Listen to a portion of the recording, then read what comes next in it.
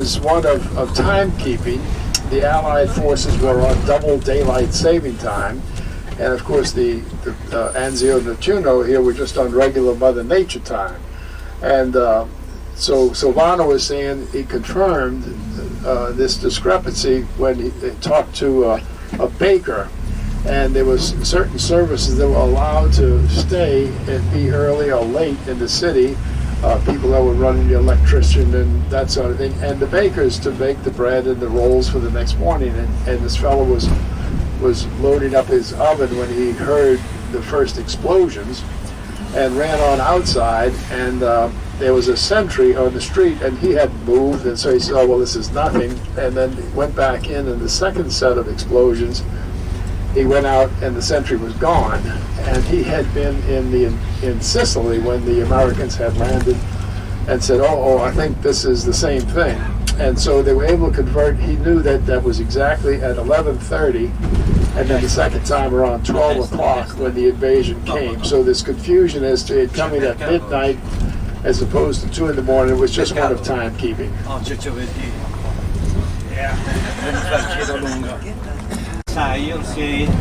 Baseball stadium. You're not on. If you look on the left hand side, you'll see a baseball stadium. Stadio Steno Borghese, which was the Pranzo Nettuno, and it has 7,000 seats. And Nettuno is one of the most famous teams in Italy because it won 17 times the Italian Championship, 3 times the European Championship. And they give to the national team always 5 to 6 players. And Nettuno started the baseball in Italy because of the American cemetery. The first superintendent thought to play at the beginning softball, and afterward they started to learn how to play baseball.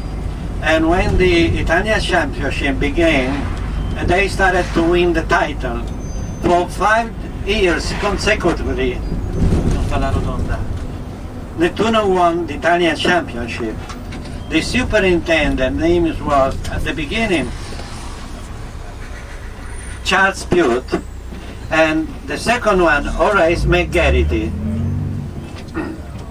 On the way between Anzio and Nettuno on the main road, there is the old stadium.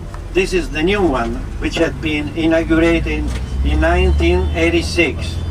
But before that, the Prince Borghese, to whom the stadium is dedicated, has given to the Italian boy, to Charles Bute actually, who asked him, the field to build a baseball field.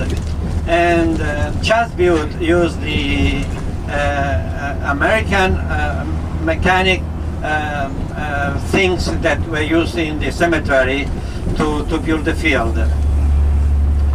They started to play baseball in 1949, but they already had won the Italian Championship at softball with Charles Bute. In 1953, in that field, in the old field, Nettuno was playing a game against a Roman team, and it was about 2:30 in the afternoon. What happened that Sunday, is that at the American cemetery, somebody has taken from Rome one of the most famous baseball players, Joe DiMaggio, to pay a visit at the cemetery.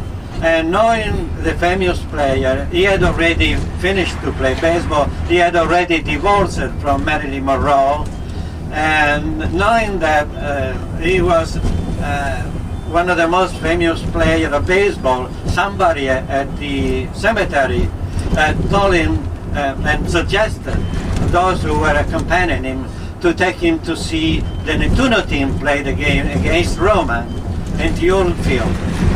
So Joe DiMaggio went to see the game, but he was not allowed to watch the game because he was asked to go down to the field and play a game, to make an exhibition. So what Joe DiMaggio did, he just went to the field, and there was the Roma was on the attack actually, and so he went on the base and he took the bat and was ready to give a bat. But the the picture of the guest 13, he was very much frightened, he had a lot of fear. So he sent the ball to the shoulder of Joe DiMaggio, but he avoided the ball and he called for another pitcher. The second pitcher who went to send him the ball he had a very slow pitcher, not the average of Joe DiMaggio, and he actually missed the ball, but it was too slow for him. And he asked for a better pitcher again. He said, give me somebody whom I can bet. And so Horace McGarity called one of the most famous pitchers in Nettuno who had a straight strike. And so this pitcher, new pitcher in the tournament, sent a strike to Joe DiMaggio, and Joe DiMaggio missed the ball. All the people crowded, we had the best pitcher in the world because Joe DiMaggio missed the ball. So he sent another strike and Joe DiMaggio missed again the ball. But what happened later was that Joe DiMaggio took off his jacket, untied his tie, unwrapped the sleeves in his hands, took the bat, took the base, and called for the ball. And Carlo Tagliaboschi was the pitcher, sent the strike. Joe DiMaggio hit the ball, and you may consider that the field was just on the boundary on the street. On the other side of the street there are buildings, but past the building there is the ocean. And so the ball passed the street, past the building, and went into the ocean. And this happened about 2-3 times until Horace McGarity, the catcher, came out and said, I don't have any more ball to play, let's stop the game. 13 dead, which I had mentioned at the beach. So people remember the track carrying the 13 soldier on this field, which started just in front of it. There was an olive grove at the beginning here, and there were few pieces of land belonging to many people. After the war, the Italian government made expropriation of all this land. They gave as a gift to the American government in sign of gratitude. To the camel. The American cemetery to the right-hand side. Let's see now, the gate is open today. The shutdown is finished. Entriamo, Sì, entriamo, c'è il parcheggio. Whole 2 weeks after that. Tanks ran, the water was warm. Cemetery, It was beautiful. American Cemetery.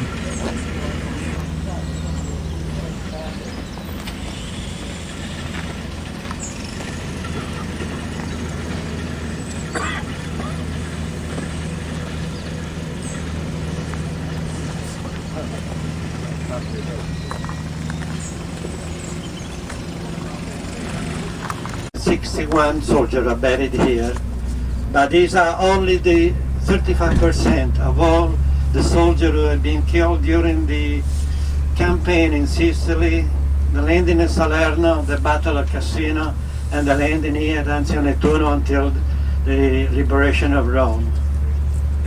You see, amongst the cross, there are Star Davids, David Star, for those who from Jewish religion Jewish. And you may see also, I've seen one in one of the graves, there are some flowers on the grave. And this happened because some relative from the United States asked the staff from the cemetery to lay a flower, a bouquet of flowers on the graves. And what happened when the person at the staff of the cemetery laid the flower on the graves, 2 or 3 people come by the graves, and one of the workers here put the paint in the name because the names are carved in the cross, and you will read it from far, and you won't read it if you take a picture. But they put a paint for the occasion, and they show the name. They put the flower, take a photograph, and send to United States to those who have asked for this service. But the day after, the same worker who had put the paint in the name, they come over the graves and clean the graves because that soldier has to be like the other soldier to be a girl. There are only 2 cross which are marked temporarily, not temporarily, permanently. And these are the two Medal of Honor. To the left, to the right hand side is a Varg, which has been decorated with a Medal of Honor in a battle past Minturno. And the other one, Antalak, is on the left hand side. He was awarded with a Medal of Honor because of the battle at Cisterna, and he was killed on the 24th of May. The breakout from the beachhead began on the 23rd, and for 48 hours, the 3rd Division and other units attached to the 3rd Division, like the You can Special park Service here. Force and the 504. Yeah, park right here. These are the This is restrooms. good. Yeah, we can park here, and we Yes, can walk yeah, in. we just stop right there. Oh, we can walk here. Good. Yeah. We just drop off here, and there is a restroom for those who need it, and Memorial Day is there. So there's no general officers buried here then? No, I'm in there. I'm going to talk to.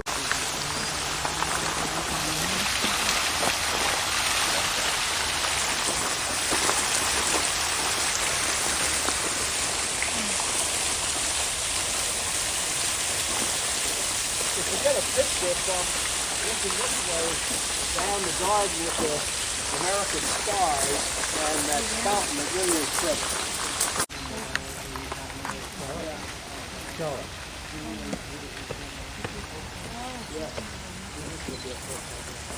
If you just kind of gather around here a second before we go in, I'll tell you a little bit about ABMC.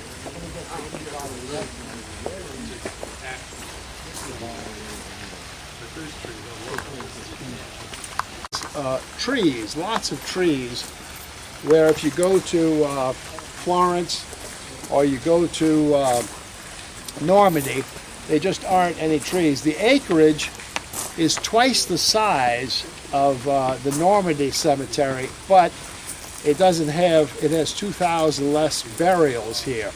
It's just the way the thing is laid out. Every one of these ABMC cemeteries is beautiful.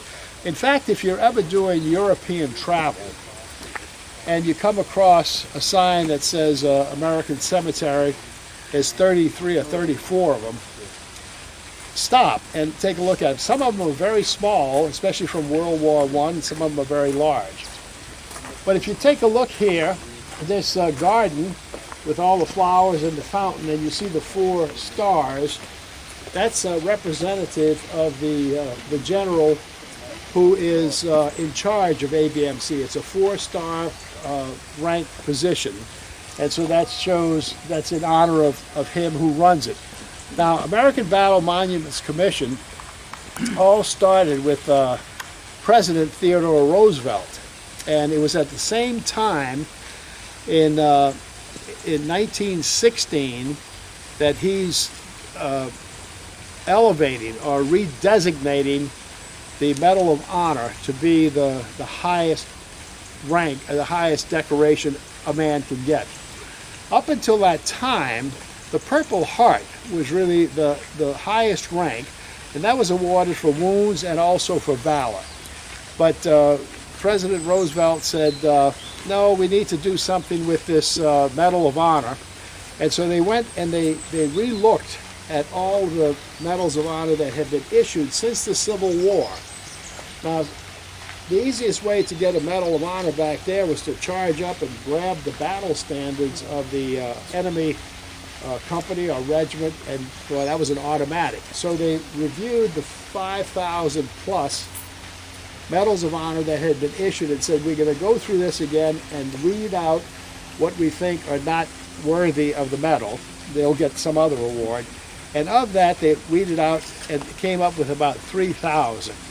And since that time, well, you had 350 that were awarded in World War II. You had another 167 awarded in Vietnam. You had, I think you had 80-something in Korea.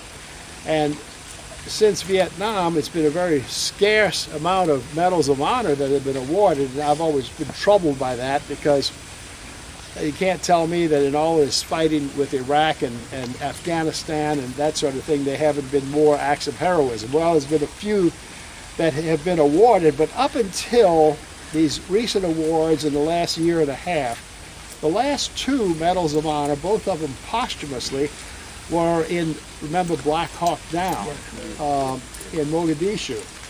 And so I'm just hoping that perhaps we're on a path to say, wait a minute, we need to be recognized in more valor.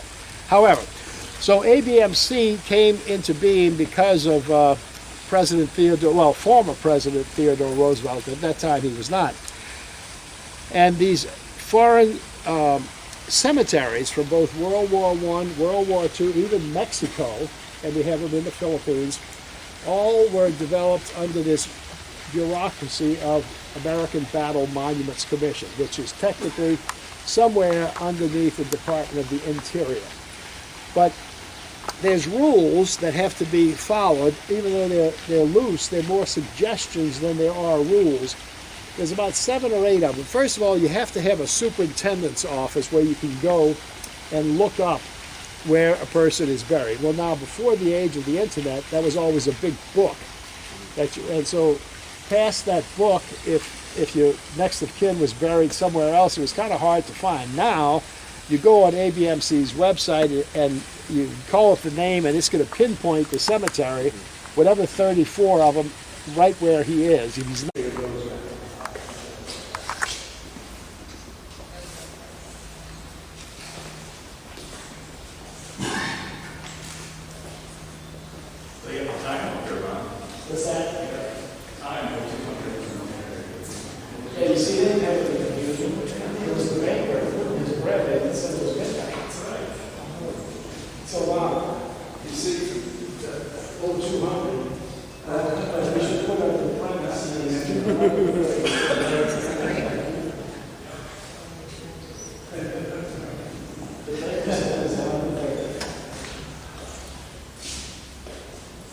also, this, in addition to showing the scheme of maneuver, notice the defensive lines. This is really a good example.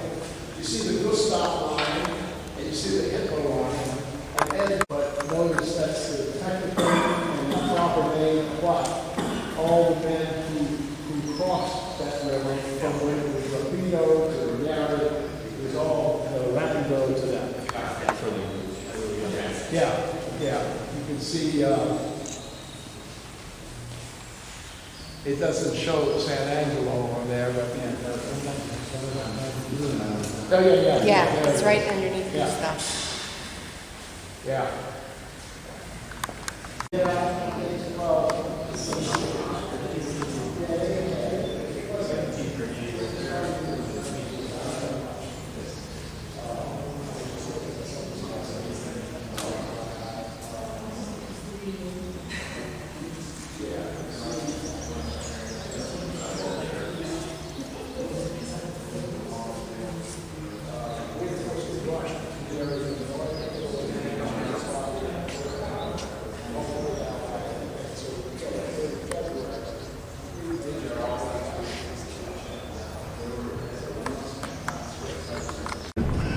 And we're going to head for the British side, and you'll see that crossroads up there where it says overpass.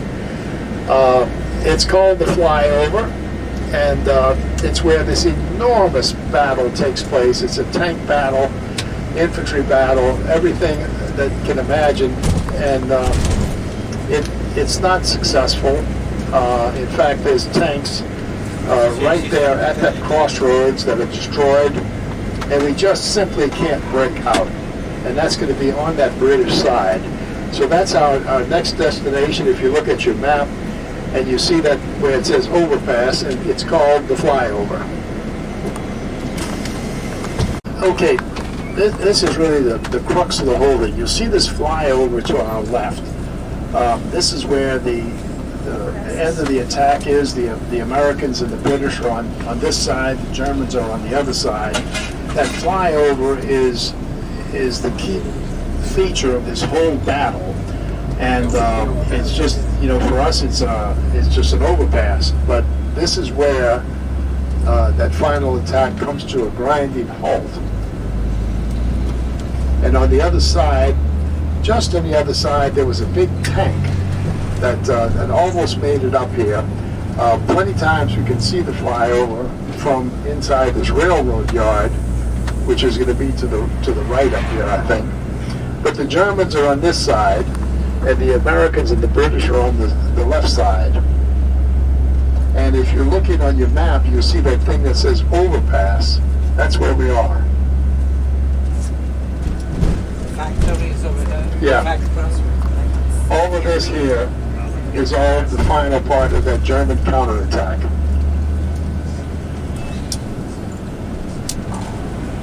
And wasn't the tank right up here? We stop here. I said, wasn't the tank right up here? The German there's a tank? station. A station. There's a station there. Yeah. If we get inside, we won't get out. Yeah, We forget can it. stop here somewhere. but Yeah, okay. We stop here. Yeah, we'll make a loop around. Automatic way now.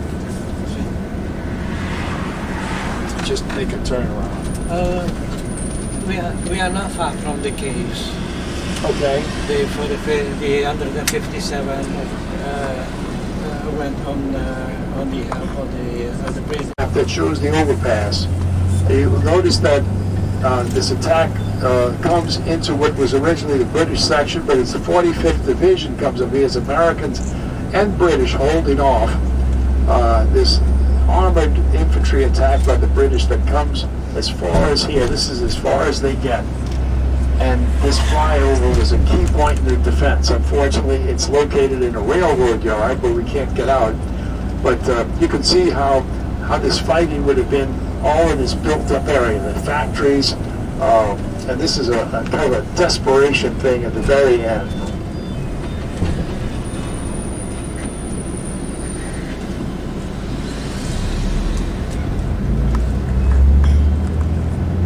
Is in an effort, the failed effort to seize the Albert Hills.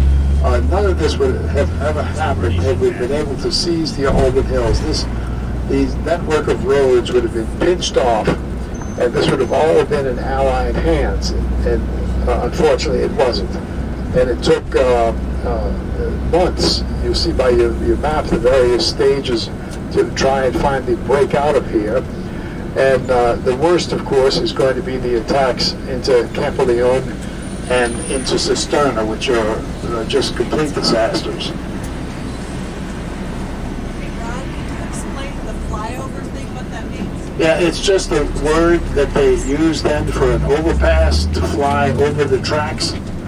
And so they named it the flyover. It's listed on your map as overpass, but it was called the flyover. Why didn't the Germans destroy that? Well, they were controlling it, and they could control and they could use it to move their tanks. And so when they made that counterattack, it got stopped right there. Had they been able to push through, then they could have poured more tanks down the substantial bridge. I mean, it's something that could hold the weight of any armored unit.